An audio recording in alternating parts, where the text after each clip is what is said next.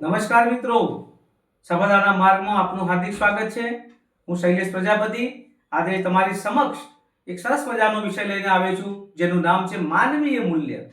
એના માટે હું એક ઉદાહરણ આપવા તમારી સમક્ષ જઈ રહ્યો છું કે માનવીય મૂલ્ય કેવા પ્રકારનું હોવું જોઈએ। તો મિત્રો, એક સરસ મજાનું એક ઉદાહરણ છે મારી પાસે। આ એક 50 રૂપિયાની નોટ છે મિત્રો। આ 50 રૂપિયાની નોટનું મૂલ્ય તો અકબંધ છે, પરંતુ આપણે એને ફોલ્ડ કરીએ, એને આપણે ચારે દિશામાં વાળીએ, તો એનું મૂલ્ય ઘટી નથી જવાનું, સમજી લેજો।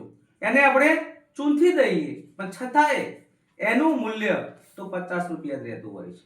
તો મિત્રો, એવી જ રીતે આપણા જીવનમાં આવતી મુસીબતો, પરિસ્થિતિઓ, વિડંબણાઓ, સમસ્યાઓ માનવીના જીવનમાં હંમેશા એકંદરે આવતી જ હોય છે, સમયાંતરે આવતી હોય છે।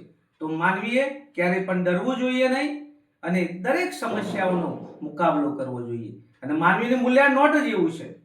જો નોટની અંદર આપણે જાણીએ છીએ કે એને વાળી, તોડી, મચોડી, બરાબર મરોડી, છતાંય એનું મૂલ્ય ઓછું નથી થયું, તો માનવીના જીવનમાં જે પરિસ્થિતિઓ આવે છે એ પરિસ્થિતિઓ સામે ક્યારેય પણ ડગવું જોઈએ નહીં। એના માટે માનવીમાં રહેલો એક આત્મવિશ્વાસ જરૂરી છે।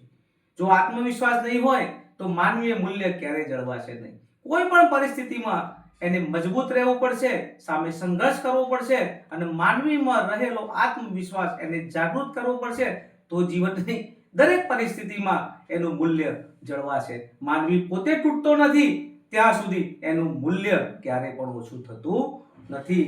તો મિત્રો, માનવીય મૂલ્ય જાળવવા માટે આત્મવિશ્વાસ કેળવો, મજબૂત બનો અને સમસ્યાઓનો સામનો કરો, તો જ આ નોટના જેવા મૂલ્ય જેવા આપણે બની શકીશું।